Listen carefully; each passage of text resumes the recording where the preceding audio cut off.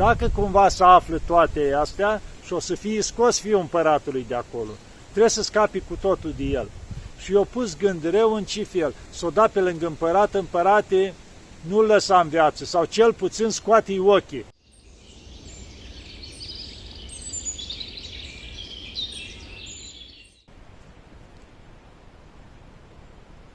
Iată, dragii mei, că ne vedem iarăși. Ce să vorbim acum? Tot am vorbit mereu despre multe lucruri, despre mulți sfinți, mai ales în ultimul timp. Ați văzut, am vorbit despre sfinți mari, mai ales acum în luna decembrie. Luna asta în care putem spune e o pregătire pentru nașterea Domnului. Ce sfinți minunați!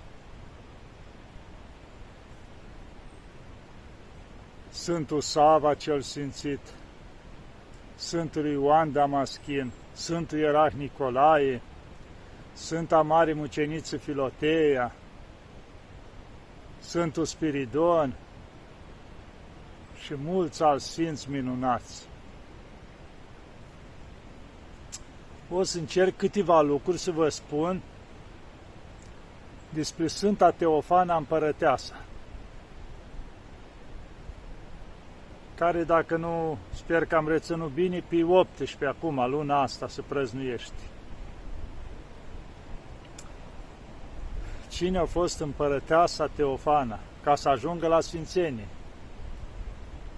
S-a născut în Constantinopol, din părinți, ca să spunem așa, aristocrați. Tatăl ei era ilustru, adică într-o funcție mare. Dar care era durerea? Pe el îl chema Constantin și pe mama ei Ana. Nu aveau copii. Erau foarte credincioși, milostivi, buni, dar nu aveau copii. Și au început rugăciuni la Maica Domnului, rugăciuni zi și noapte la Maica Domnului, să-i bucure și pe ei cu un copil. Măcar unul, dacă nu mai mulți.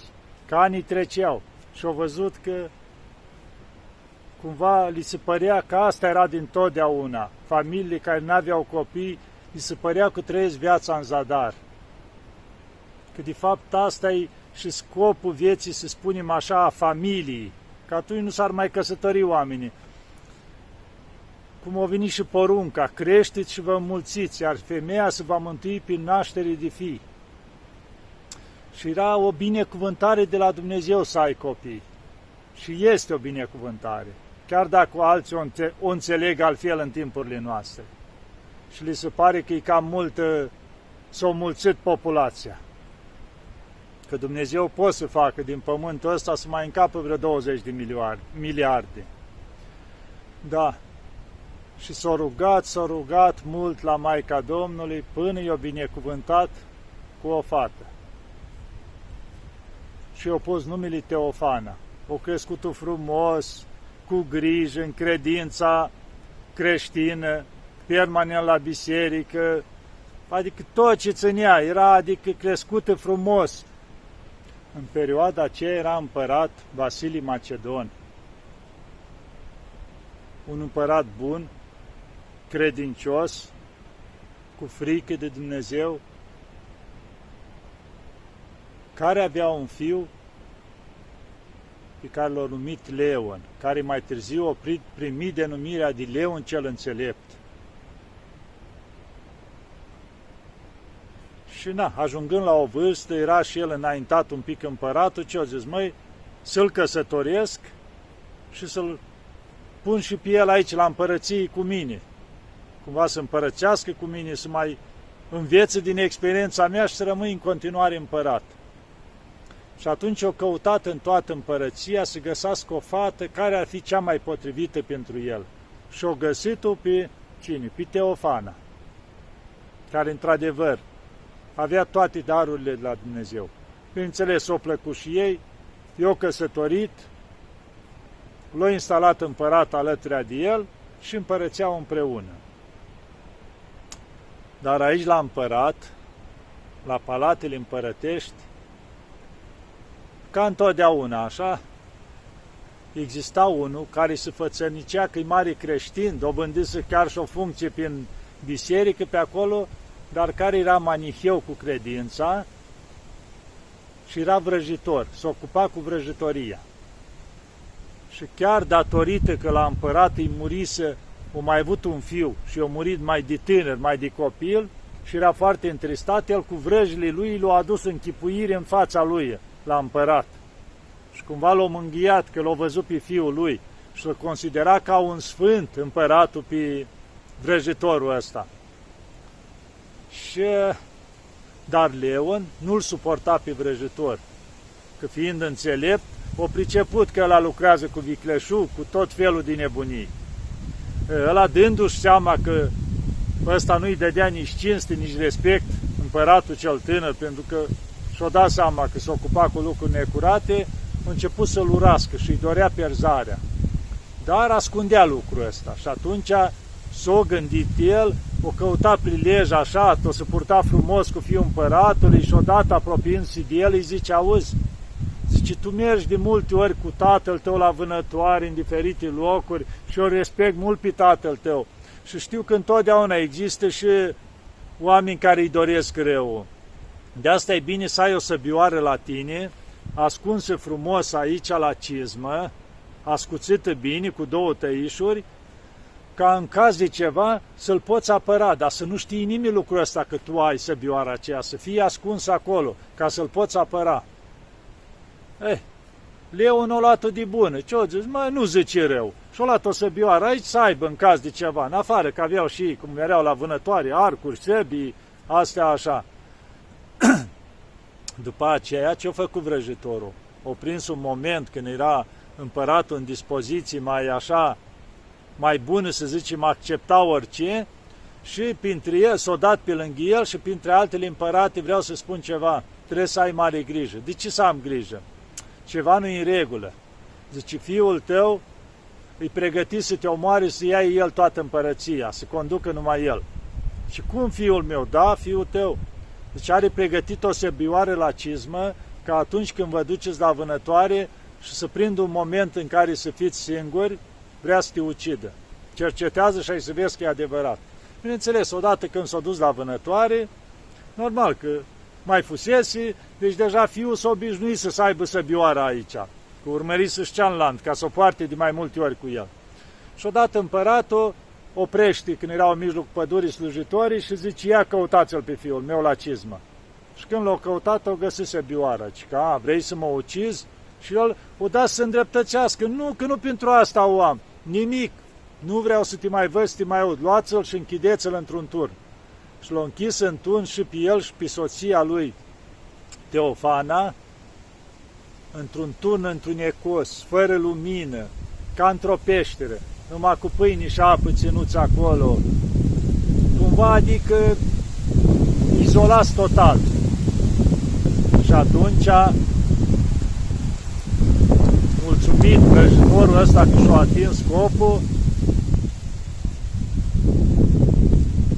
o continuat să se lingușească pe lângă împărat, dar nu era mulțumit de un lucru. Dacă cumva să află toate astea și o să fie scos fiul împăratului de acolo, trebuie să scapi cu totul de el. Și i-a pus gând rău în ce fel? S-o da pe lângă împărat, împărate nu-l lăsa în viață, sau cel puțin scoate-i ochii, ca să nu mai tânjească niciodată la împărăție. Și i-a băgat și ideea asta în cap la împărat. Dar timpul trecuse, 2 ani de zile în turnul ceala, în suferință.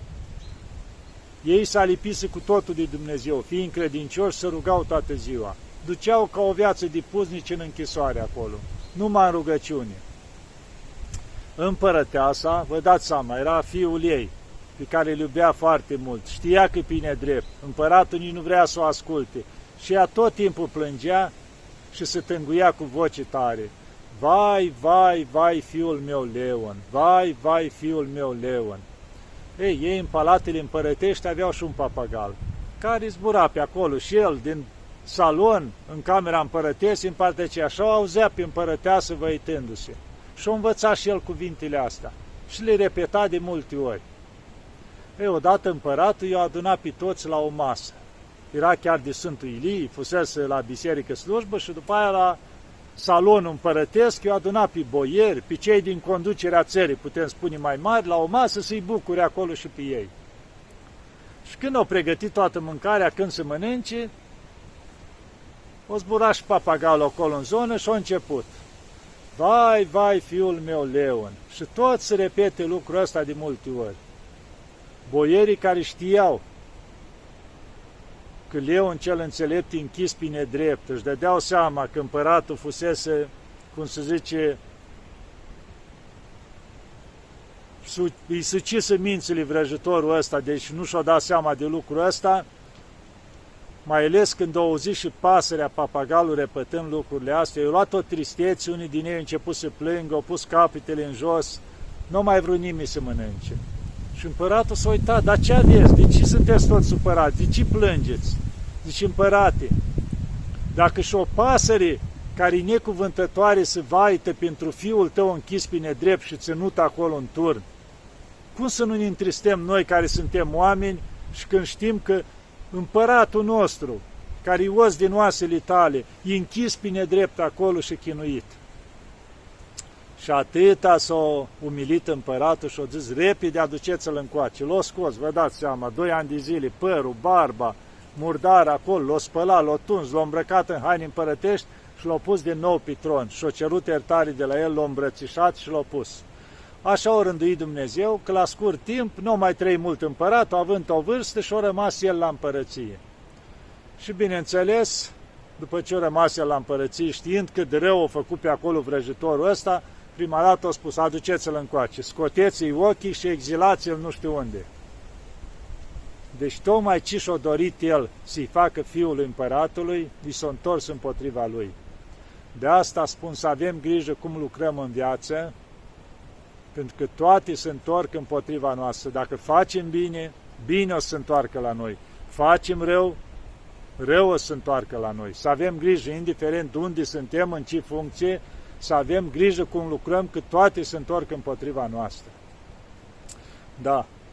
Și zice că după aceea, chiar și împăratul, dar mai mult împărăteasa, după experiența asta de 2 ani, ducea o viață, am putea spune, de sfințenie, de rugăciune, pe deasupra avea hainele împărătești, pe dedesubt avea haină de păr, împletită din aia, cum trăiau puznice. Avea și ea camera împărătească, se culca jos când era singură, acolo lângă pat, se ostenea, ducea o viață că înțelesese toată deșertăciunea lumii asta. Deci toate cum se pot pierde într-o zi toate. Și atunci trăia mai mult în rugăciune ca o puznică. Își făcea îndatoririle, zice, construise mănăstiri, se ducea și ajuta sărace, nu trecea sărac la care să nu întinde mâna să-l ajute, făcea tot ce putea, exista case din astea unde ajuta, unde făcea tot timpul, ajunsese o binefăcătoare pentru toți. Împlinea, cum se spune Evanghelia, încât împăratul, chiar din timpul vieții ei, când erau mai trecuse vârsta și la ei, o numea sfântă, adică, zice, dacă e posibil, zice, aș face și o biserică în cinstea ei. Atâta o cinstea împăratul când a văzut la ce viață duce. Și chiar construise o biserică, dar ea a spus, zice, să nu cumva să pui pe numele meu așa ceva, și a pus împăratul în numele tuturor sfinților, ca zice, după adormirea împărătesii mele, să fie și ea pomenită acolo în numele tuturor sfinților. Și-a dus o viață așa, dar de la un timp s-a îmbolnăvit și ea, așa a îngăduit Dumnezeu, și-a plecat din viața asta în rugăciune, în stare așa, ca să putem spune de sfințenie, și-a ajuns sfântă. Vedeți că se poate și chiar în palatele împărătești să ajungi la sfințenie, dar dacă nu te legi de lucrurile astea materiale, adică astea să fie în planul 2, să te ancorezi în Dumnezeu. Deci se poate lucrul ăsta și avem atâtea exemple la atâția sfinți. Vedeți, Dumnezeu le-a îngăduit cei 2 ani, că de multe ori noi ne răzvrătim. De cine a îngăduit Dumnezeu în cazul ăsta? Să pierd afacerile, să pierd ce am. Toate sunt pentru folosul nostru. Vedeți, și lor a fost o pregătire aia 2 ani, de călire, de apropiere de Dumnezeu. ca după aceea să nu mai se alipească de toate lucrurile astea pământești și de toată avuția asta ca împărați, vă dați seama. Da, v-am spus câteva lucruri minunate despre Sfânta Împărăteasă Teofana. Ce să vă mai spun eu? Vă spun câteva lucruri, ce responsabilități avem noi, fiecare în funcțiile noastre, de sus până jos. Să știți că toți dăm răspuns pentru ceea ce facem și cum lucrăm. O mare responsabilitate, în afară de toți ceilalți, o au cei din cadrul învățământului, educatori, învățători, profesori, pentru că copiii trec, cum se zice, prin mâinile lor și au ocazia, în afară de cum sunt crescuți acasă, să fie oameni buni, să fie ajutați să devină oameni buni, să fie povățuiți, învățați de învățători, de profesori, de toți, adică să le arate cum trebuie calea și în societate și spre Dumnezeu și în primul rând să fie ei un exemplu. Educatorii, învățătorii, profesorii, pentru copii, un exemplu bun, să știți că aveți mari responsabilitate cei care lucrați cu copiii, cei care învățați, pentru că sunt oamenii de mâine în societate. De voi depinde dacă societatea o să aibă oameni capabili, oameni crescuți cum trebuie. Deci, în afară de părinții de acasă și cei care educați în școli, aveți o mare responsabilitate. Nu să vă limitați doar asta, spune cartea atâta tot. Nu, să-i ajutați să devină oameni buni, oameni care să știe de Dumnezeu, oameni care să aibă respect față de ceilalți din jur și să-i ajute. Da, dragii mei, și acum vă mai spun un lucru, că am auzit recent pe cineva fără mâini, spunând câteva lucruri care într-adevăr ar trebui să ne dea de gândit. Ce înseamnă să nu ai mâini? Noi avem și nu le băgăm în seamă, ne folosim așa de ele fără să ne dăm seama de valoarea lor. Te-ai trezit dimineața repede, te sprijini cu ele de pat, te mai scarpi în o leacă în cap, le folosești la orice, da? Te-ai dus la baie repede, le folosești la nevoile tale, te-ai spălat pe față, te-ai spălat pe dinți, te mai întinzi un pic, dacă, știu eu, dat o muscă ceva, te mănâncă nasul, te scarpi, le folosești, ieși repede, ți-ai făcut o cafea, ai luat o gustare, dacă vrei să faci cruci, poți să-i mulțumești lui Dumnezeu, spui slavă ție, Doamne, că m-am trezit și azi, adică totul e la dispoziția ta și poți să te folosești de mâini frumos și bine. Dar ia să ne gândim să nu avem mâini, ca tot ce am spus eu, că le faci singur, să fii nevoit să depinzi de altul, întru totul. Și chiar omul ăsta dădea un exemplu. Să încercăm ca 24 de ore, deci o zi și o noapte, să nu folosim mâinile, să le legăm de corp, ca să nu le putem mișca. Și să vedem ce înseamnă cu adevărat să nu ai mâini. Când te trezești din pat, să nu te poți, să te chinuiești să te ridici din pat, că nu te poți sprijini cu mâinile. Să te duci la baie, să te ajute alții pentru toate nevoile tale, să te speli și pe față și pe dinți, să ieși de acolo, să nu poți bea, știu eu, un ceai, o cafea, să iei o gustare, să te hrănească altcineva. Și nu poți face nicio cruce să-i mulțumești lui Dumnezeu. Să vezi și tu că nu poți să deschizi măcar ușa, să o deschidă altcineva. În toate ale tale să trebuiască să depinzi de altcineva.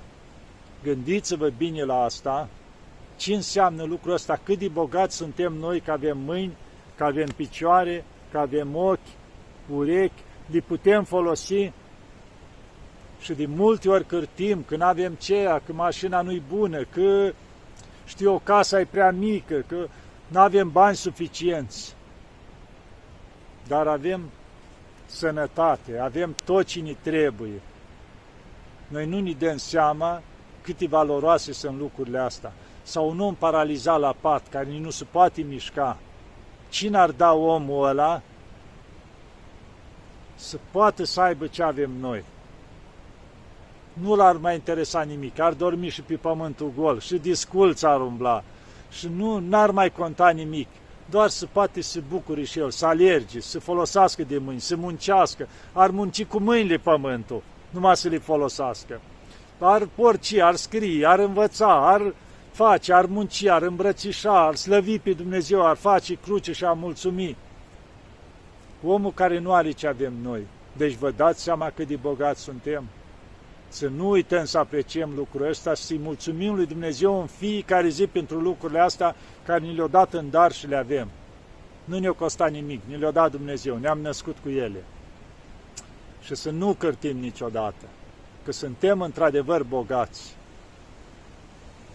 Da, dragii mei, să ne gândim bine la toate astea pe care le-am spus, să-i mulțumim permanent lui Dumnezeu și Maicii Domnului, să le cerem ajutorul permanent și o să vedeți că dacă facem așa și suntem mulțumiți cu ce avem și îi mulțumim și lui Dumnezeu și Maicii Domnului și le cerem ajutorul tot timpul, o să trăim o viață frumoasă, chiar dacă mai sunt greutăți. Dar o să fim împliniți sufletește și asta contează cel mai mult. Să ne ajute bunul Dumnezeu, Maica Domnului și toți Sfinții. Doamne ajută!